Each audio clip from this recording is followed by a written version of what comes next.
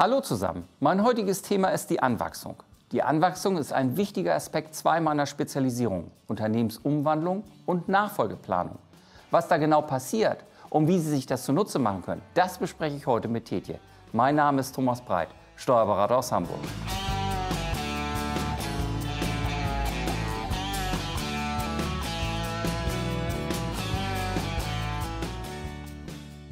Moin Thomas, vielen Dank für die Einladung, dass ich wieder hier sein darf. Anwachsung, das klingt ja erstmal nach Kerzen, nach Bienen. Bist du unter die Imker gegangen oder unter Haarwuchsmittel, irgend sowas? Nein, das ist eigentlich was ganz anderes natürlich. Anwachsung, was kann ich mir darunter vorstellen? Das klingt ja erstmal so, als würde ich irgendwas bekommen, was ja gut klingt.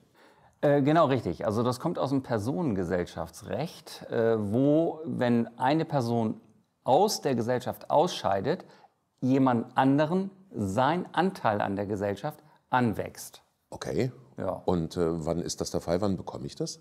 Ja, also ausscheiden natürlich. Ja. Soweit der Gesellschaftsvertrag nichts anderes sagt, gilt Gesetz. Dann ist das Ausscheiden, führt immer dazu, dass den anderen Gesellschaftern der Anteil anwächst. Natürlich auch beim Tod. Also entweder du willst ausscheiden oder es passiert, weil du verstirbst. Ne? Aber anwachsen, das klingt jetzt erstmal nach einem längeren Zeitraum oder passiert das ad hoc? Ja, es ist tatsächlich in einer Sekunde passiert das. Ne? Ich meine, die Vorbereitung, also wenn du das planen kannst, wenn du jetzt nicht verstirbst, sondern du scheidest aus, dann hat das natürlich eine gewisse Vorbereitungszeit, dass du das alles besprichst, machst, tust, gesellschaftsrechtlich, vertraglich löst und regelst. Dann hast du einen langen Moment. Aber ansonsten, der Punkt der Anwachsung passiert in der einen Sekunde, in dem du ausscheidest. Ne? Okay. Und was ist bei Kapitalgesellschaften? Gibt es da einen Unterschied? Ja, also für Kapitalgesellschaften gilt dieses Recht nicht. Oh. Das Anwachsung ist ein Begriff, der wirklich dem Personengesellschaftsrecht vorbehalten ist oder den Personenhandelsgesellschaften. Aber es muss immer was mit Personen zu tun haben. Bei Kapitalgesellschaften, da gäbe es vielleicht so was wie die Abtretungsanzeige, aber da wächst nichts an, wenn einer ausscheidet. Also bei Kapitalgesellschaften hältst du Anteile an einer Kapitalgesellschaft, ob du Wechsel im Gesellschafterbestand hast, hat ja gerade keine Auswirkung. Deswegen ist es ja auch eine Kapitalgesellschaft, weil da ist nur der Fokus auf das Kapital, nicht auf die Gesellschafter. Und Personengesellschaften heißen Personengesellschaft, weil der Fokus auf den Personen liegt. Und ein Ausscheiden und Einsteigen, das hat natürlich Bedeutung bei Personengesellschaften. Verstehe. Jetzt ist das Ganze ja gesetzlich geregelt. Also es gibt klare Vorschriften, wie das Ganze zu passieren hat, wie eine Anwachsung vonstatten geht. Warum, ganz banal gefragt, braucht man dich? Du bist ja spezialisiert auf dieses Thema. Warum braucht man dich, wenn ohnehin alles gesetzlich vorgegeben ist? Genau, also man braucht mich nicht, dann passiert das halt so, wie es im Gesetz ist. Das Besondere ist aber, dass man das individuell regeln kann, also noch anders regeln kann als im Gesetz. Wie gesagt, das Gesetz bestimmt ja, du scheidest aus und die anderen Gesellschafter bekommen die Anteile. Das muss aber ja nicht so von dir gewollt sein. Das kann ja sein, dass du ausscheidest oder du möchtest regeln, wenn du ausscheidest, bekommt das deine Familie, also deine Kinder oder eines deiner Kinder. Das kannst du natürlich kannst du dann noch individuell regeln. Und von daher, wenn du nichts regelst, passiert halt immer die gesetzliche Lösung. Aber wenn du es anders haben möchtest, dann musst du es auch im Gesellschaftsvertrag entsprechend regeln. Und das muss ja dann nicht nur für den Todesfall zum Beispiel gelten, sondern man kann ja auch in Situationen kommen, wo man seinen Willen vielleicht gar nicht mehr so formulieren kann. Das ist auch noch der Fall. Wahrscheinlich sprichst du jetzt vom Koma-Fall, wenn jemand im Koma liegt. Ne, das sind auch Sonderformen. Also da würde die Anwachsung nicht greifen. Du musst tatsächlich ausscheiden, entweder Kraft Ausscheidenserklärung oder Kraft Tod. Also der Koma-Fall würde von der Anwachsung nicht geregelt werden. Ne? Das ist nur Tod. Aber was muss dann überhaupt noch in der Nachfolgeplanung denn dann geregelt werden? Ja, also entscheidend ist ja nun mal, dass das Gesellschaftsrecht geht so seine eigene Sonderrechtsnachfolge, weil es so möglich ist und das ist determiniert durch die Anwachsung oder durch eine individuelle Lösung. Und das ersetzt aber nicht das Erbrecht.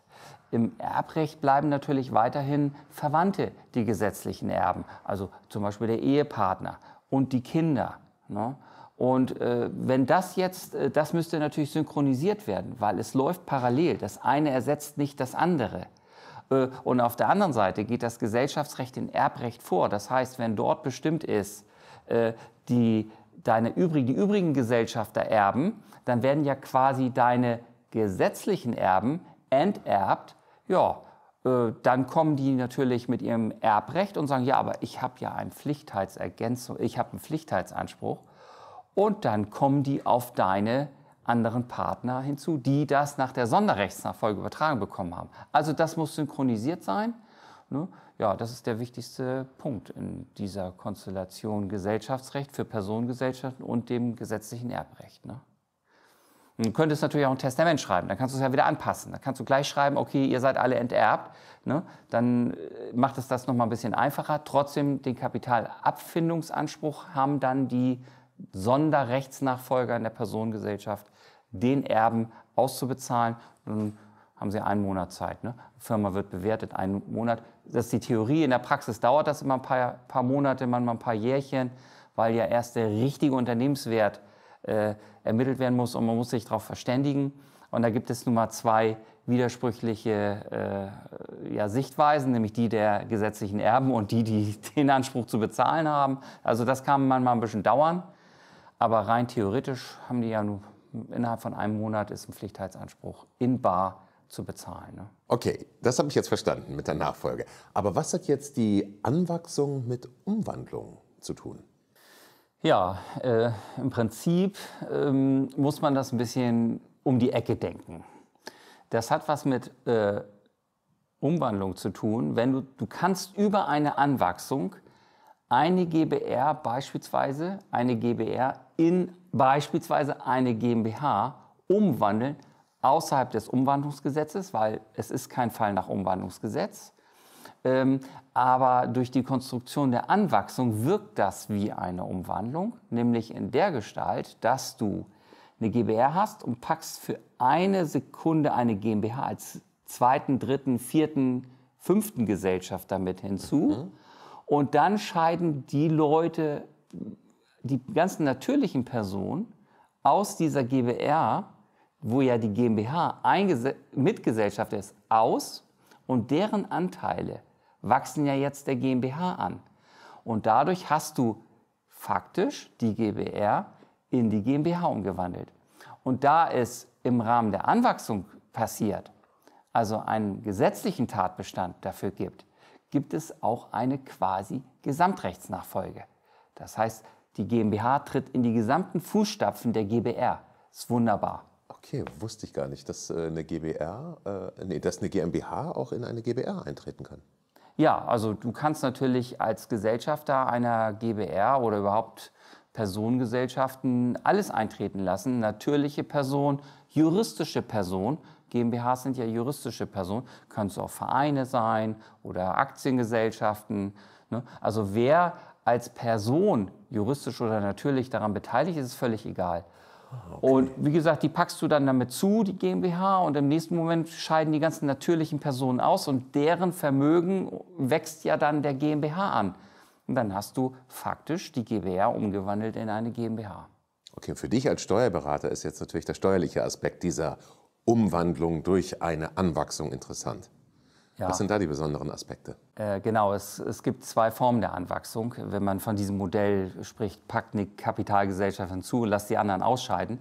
Und zwar einmal die einfache Anwachsung, die ist steuerpflichtig, und die erweiterte Anwachsung, die ist steuerfrei. Und wie sieht die erweiterte dann aus? Ja, bei der erweiterten wird den Ausscheidenden ein neuer Anteil durch die GmbH gewährt. Das muss nur 1 Euro sein. Aber nicht, dass sie einfach nur ausscheiden und das war's, sondern sie müssen noch irgendeine Verbindung zur GmbH bekommen und erhalten und aufrechterhalten. Dann kannst du dort den Antrag auf Steuerneutralität stellen. Clever. Ja, es klingt einfach. Man muss allerdings, muss ich dazu sagen, extrem fit sein im Gesellschaftsrecht, im Handelsrecht, im Steuerrecht, im Umsatzsteuer, Grunderwerbsteuerrecht. Also das ist schon wahnsinnig komplex. Aber platt gesprochen geht es genau darum. Einfache Anwachsung ist steuerpflichtig, erweiterte kann man steuerfrei stellen. Wenn man clever genug ist oder dich als Berater hat. Vielen Dank. Gibt es sonst noch irgendwas, was ich da beachten muss bei dieser Form der Umwandlung? Also das ist ja eben schon genannt, die verschiedenen Aspekte, vor allem eben aus steuerlicher Sicht. Ja, das ist eine sehr wichtige Frage, die du da gestellt hast, weil wenn wir das ganze Modell fahren, gilt nicht nur zu beachten das GbR-Vermögen innerhalb der GbR, sondern auch, was der GbR steuerlich zugerechnet wird, aber außerhalb der GbR sich befindet. Beispielsweise eine Immobilie eines Gesellschafters, die er an die GbR vermietet. Das wird zum Vermögen der GbR hinzugerechnet und muss bei der Umwandlung nachher auch in der GmbH landen. Und das kostet Grunderwerbsteuer. Also es ist ein All-in-Prinzip. Alles, was steuerliches GbR-Vermögen ist, muss in die GmbH rein. Und da muss man eben sagen, das können auch Ausschlusskriterien sein, dieses tolle Anwachsungsmodell. Und da kommt es gar nicht drauf an, einfach oder erweitert zu machen, sondern da gibt es dann andere Themen wie Umsatzsteuer, Grunderwerbsteuer, vielleicht auch schenkungssteuerliche Aspekte, die dann dazu führen, dass du es doch nicht machen solltest, nicht auf diesem Weg. Dann musst du noch einen anderen Weg führen. Aber das ist heute ja nicht Thema. Hier ist heute Thema Anwachsung. Oder man heiratet und nimmt die Ehefrau mit in die GbR und macht dann einen Übertrag der Immobilie und die Vermietung. War da nicht irgendwas mit Steuerfrei? Egal. Also das ist, weißt du, ich meine, das ist natürlich, das sind ja alles Gestaltungsmöglichkeiten, aber du darfst immer nicht vergessen, es gibt ja den steuerlichen Missbrauch von Gestaltungsmöglichkeiten und da ist ein ganz großes Thema das Gesamtplanverfahren. Also ich glaube, das würde schon gehen, in irgendwie Ehefrau rein, Immobilie rüber, also dass es außerhalb der GbR ist. Dann muss die Immobilie aber gesichert werden in einem Betriebsvermögen, also wiederum in einer GmbH und Co. KG, weil wenn die Frau keinen Betrieb hat, muss das irgendwie durch Kraftrechtsform einer gewerblich geprägten Personengesellschaft betrieblich verhaftet bleiben. Das ist das eine. Und das andere, dass du dann nachher an den Rest der GbR ohne die Immobilie, die ja jetzt schon auf die Frau übertragen wurde, in die GmbH ranhängst und lässt die Gesellschaft austreten. Das kannst du machen, bestimmt auf einem Zeitraum von 2 Jahren gestreckt. Wenn du das alles auf einen Moment machst, dann greift die Gesamtplanrechtsprechung und das ist der steuerliche Missbrauch von Gestaltungsmöglichkeiten und dann fliegt dir das einfach wieder um die Ohren. Und dann wird es so gestellt, als hättest du das nicht konstruiert. Oh Gott, das wollen wir natürlich alles nicht, aber dafür haben wir dich. Ja. Du bewahrst uns vor solchen Fehlern. Man kann also sagen, als Fazit, die Anwachsung als Form der Umwandlung ist perfekt für mich, weil ich einfach von der GbR in die GmbH möchte. Ich möchte aber auch die Gesamtrechtsnachfolge haben. Das heißt, ich möchte alle Verträge, die ich als GbR abgeschlossen habe, wirklich alles, dass es 1:1 bei der GmbH abgebildet wird, ohne dass ich die Verträge umschreiben muss. Und natürlich auch steuerlich, die gesamte Vorerdienungszeit der GbR wird mir angerechnet. Das heißt, die GmbH ist dann nicht im Jahr 1, sondern rechtlich gesehen im Jahr 10 oder im Jahr 5, im Jahr 8, kann sofort mit Pension beginnen. Du hast natürlich ganz andere Möglichkeiten, weil die ganze Vorerdienungszeit der GbR wird dir angerechnet. Du bist kein Start-up, im tatsächlichen Sinne nicht, aber auch steuerrechtlich nicht. Und dadurch hast du alle Möglichkeiten, als würdest du schon immer eine GmbH gewesen sein. Ja, das sind die Momente, wo du dann sagst, ja, ich mache das im Rahmen der Anwachsung. Weil das andere Modell ist die normale Einbringung. GbR wird in die GmbH im Rahmen einer Sachgründung eingebracht. Ja, dann fängst du mit der GmbH, ist Tag 0 an und gut, bei der Pension hast du möglicherweise bestimmte Vorerdienungszeiten, die du anrechnen lassen kannst, aber es ist irgendwie trotzdem, die GmbH fängt bei 0 an und du musst alle Verträge, Mietverträge, Telekommunikationsverträge, alles, bis auf vielleicht Anstellungsverträge, weil die nach 613a BGB gehen die gesetzlich mit über. Aber ansonsten musst du alles mit umschreiben. Das wird dir dann bei der Anwachsung erspart. Das klingt bei dir jetzt alles natürlich schön einfach und du weißt, wovon du sprichst. Und bei YouTube kriegt man ja mittlerweile Erklärvideos für alles Mögliche, wie man Autos repariert und so weiter. Aber es gibt doch ganz schön viele Fallen bei diesem Thema. Das heißt, man sollte sich doch lieber an den Spezialisten wenden, oder? Ja, ich möchte natürlich diese Gespräche über YouTube nutzen, um Inhalte zu vermitteln. Allerdings, das sind jetzt hier keine Erklärgespräche, um wie Sie es machen. Also davon kann ich Ihnen nur abraten. Denn die Wahrscheinlichkeit, dass Sie aus einer erweiterten Anwachsung, die steuerfrei sein soll, eine steuerpflichtige auslösen, die sind extrem groß. Es ist so viel im Rechtlichen zu bedenken, damit das passiert, und zwar nicht im Steuerrechtlichen, sondern im Zivilrechtlichen und von der ganzen Reihenfolge. Da wenden Sie sich bitte an einen Spezialisten. Wenn Ihnen das gefallen hat, würde ich mich freuen, wenn Sie meinen Kanal abonnieren. Thanks for watching.